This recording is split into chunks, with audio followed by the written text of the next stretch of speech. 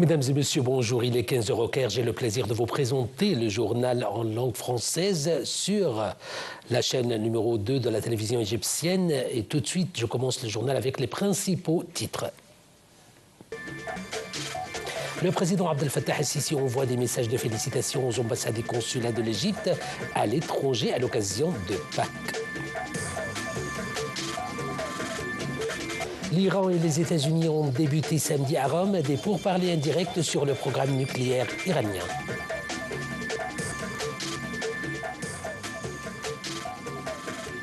Le Premier ministre Dr Moustapha Madbouli affirme que le gouvernement avait réalisé des progrès significatifs en matière de soutien à l'industrie.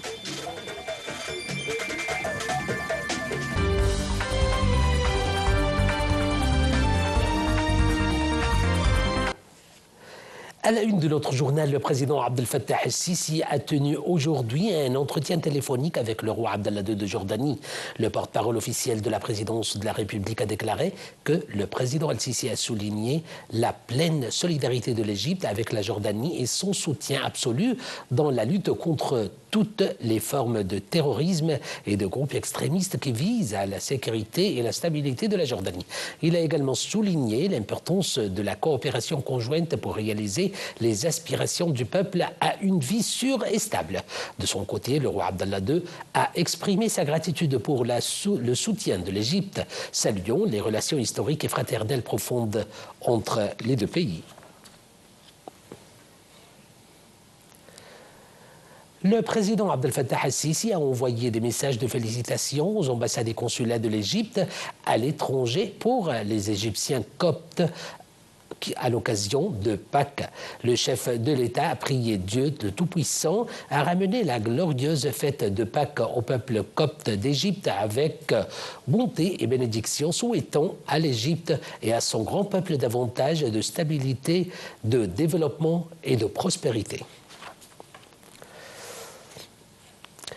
Le pape Tawadros II, pape d'Alexandrie et patriarche de la prédication, présidera ce soir les prières de la messe de la fête de Pâques à la cathédrale Saint-Marc à Abbassia. Un grand nombre de ministres, de hauts responsables de l'État, de dirigeants populaires et exécutifs, de personnalités publiques et de religieux participeront à la messe. Entre-temps, le grand imam d'Al-Azhar, Dr Ahmed At-Tayyib, a présenté ses félicitations au pape Tawadros II à l'occasion de la fête de Pâques. Le cheikh d'Al-Azhar a exprimé lors d'un appel téléphonique avec le pape ses félicitations et ses sincères vœux à tous les frères chrétiens, soulignant que ces occasions sont une belle opportunité pour renouveler les liens de fraternité entre les fils de la patrie. Le ministre des Affaires étrangères et de l'immigration, Dr Badr Abdelghati, a été accueilli hier par le président tunisien Kais Saïd.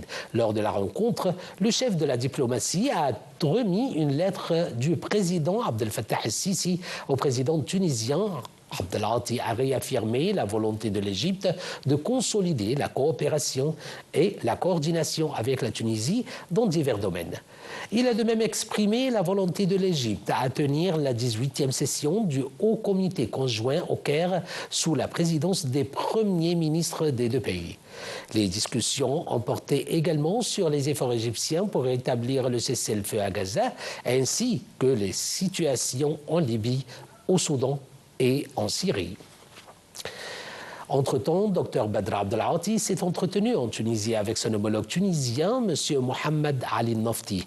Le ministre des Affaires étrangères, Dr Abdelghati, a salué le récent saut qualitatif dans les relations bilatérales égypto-tunisiennes, soulignant l'engagement à renforcer la coopération dans tous les domaines entre les deux pays. Il a également salué les résultats de la 6e session du comité mixte du commerce et de l'industrie, présidé par les ministres du commerce des deux pays, qui s'est tenue ce mois-ci.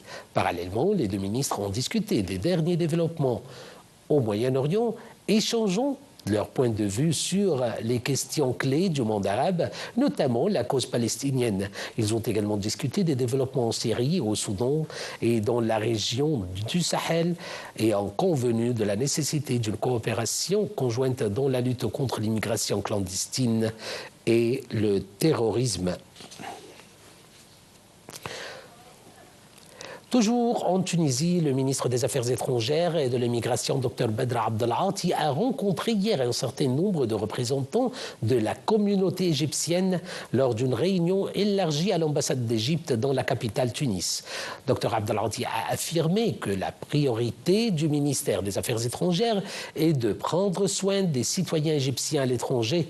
Dans ce contexte, il a passé en revue les efforts visant à développer les services consulaires et les étapes en cours pour mettre en œuvre le plan de transformation numérique des services consulaires et développer l'infrastructure numérique. Ce plan vise à faciliter les transactions et à économiser du temps et des efforts pour les citoyens égyptiens à l'étranger. Il a également passé en revue les nombreuses initiatives proposées par l'État pour soutenir les Égyptiens à l'étranger, notamment l'initiative d'importation de voitures pour les Égyptiens à l'étranger, l'initiative Parler arabe et d'autres initiatives qui fournissent des services aux expatriés.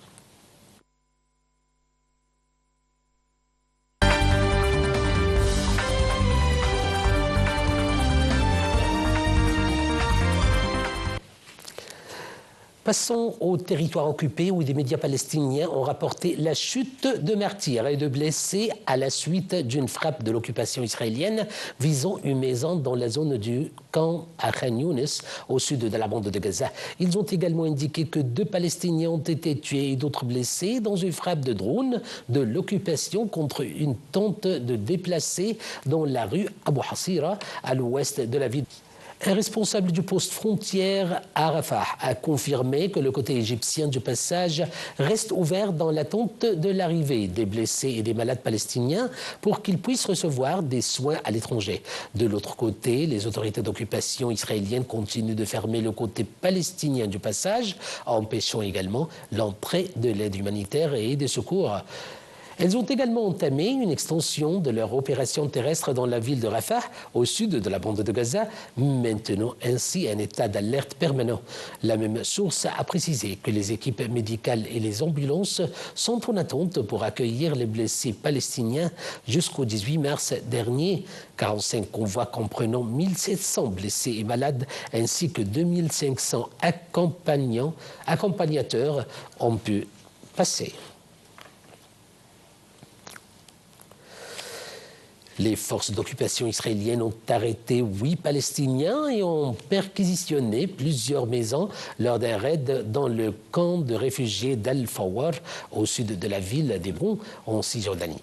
Selon l'agence de presse palestinienne Wafa, les forces d'occupation israéliennes ont retenu un grand nombre de citoyens dans le camp et ont fouillé un grand nombre de maisons. Dans le même contexte, les forces d'occupation ont également fait une incursion à l'ouest d'Hébron et ont perquisitionné plusieurs habitations.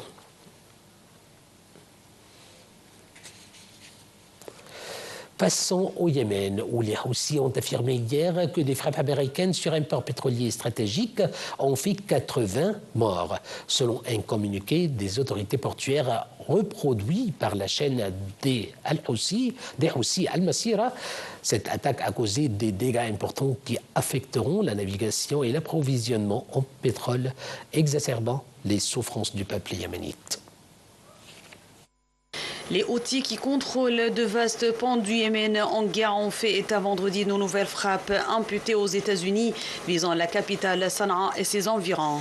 L'armée américaine a indiqué avoir ciblé et détruit jeudi le port de Ras Issa dans la province de Hodeïda. Le président américain Donald Trump a annoncé le 15 mars une offensive militaire d'envergure contre les Houthis pour les contraire à cesser de menacer les navires empruntant des routes maritimes cruciales pour le commerce international. L'attaque du port de Ras Issa a causé des dégâts importants qui affecteront la navigation et l'approvisionnement en pétrole, exacerbant les souffrances du peuple yéménite, selon un communiqué des autorités portuaires reproduit par Al-Masira.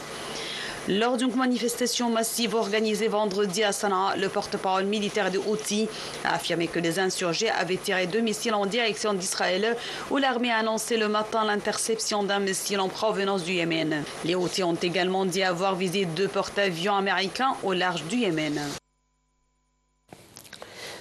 Passons en Syrie, où les États-Unis ont annoncé hier réduire de moitié leur présence militaire, estimant avoir lutté avec succès contre le groupe terroriste Daesh.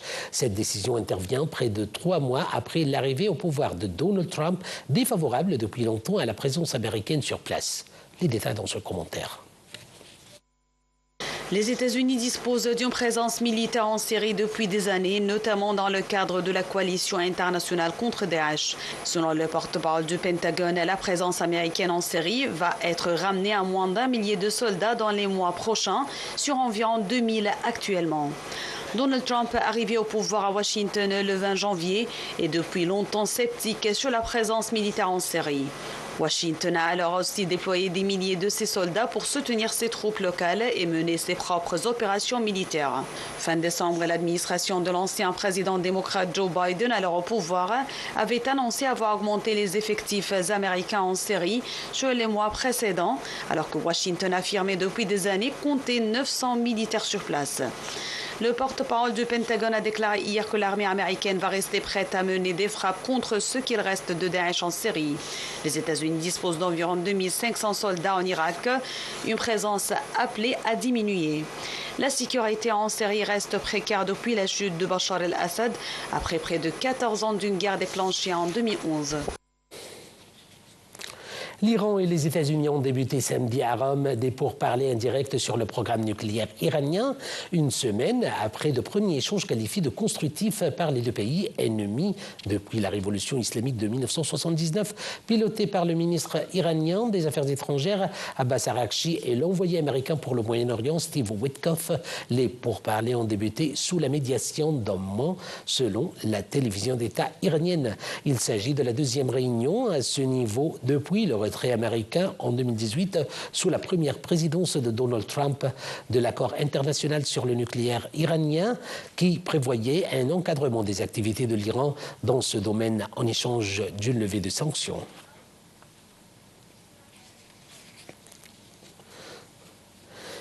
Le ministère de la Défense russe a indiqué que l'armée russe avait ciblé les forces armées ukrainiennes en direction de Krasnoarmysk, leur infligeant de lourdes pertes en personnel et en équipement.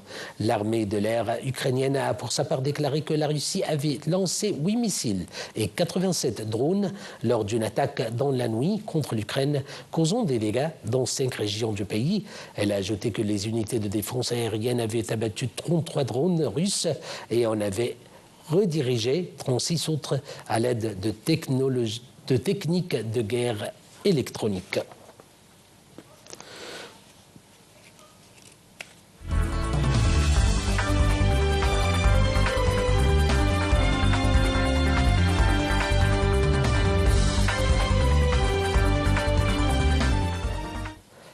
Parlant économie, le Premier ministre Dr Mostafa Madbouli a affirmé que le gouvernement avait réalisé des progrès significatifs en matière de soutien à l'industrie et de facilitation des procédures de création d'installations industrielles. Lors de sa tournée d'inspection, un certain nombre d'usines de la ville du Ramadan, le chef du gouvernement a souligné que les progrès que connaît l'Égypte aujourd'hui dans le développement du secteur industriel représente une réalisation importante sur la voie de la réalisation des objectifs de l'État dans la localisation de différentes industries. Il a également souligné qu'il existe des indicateurs importants que l'État observe représentés par la forte demande des investisseurs locaux et étrangers pour l'établissement de nouvelles usines dans divers secteurs industriels.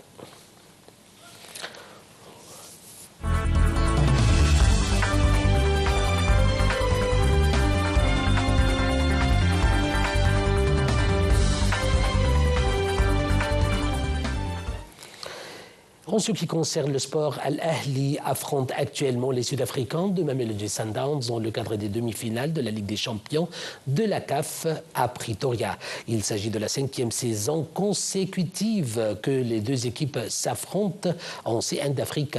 Al-Ahli s'était qualifié pour les demi-finales après avoir battu Al-Hilal du Soudan 1-0 au Caire avant de les vaincre 1-0 au match retour. Tandis que Sundowns s'est qualifié aux dépens de l'Espérance de Tunisie. Par ailleurs, l'équipe de FC Pyramids affrontera ce soir les Sud-Africains d'Orlando Pirates dans le cadre des demi-finales aller.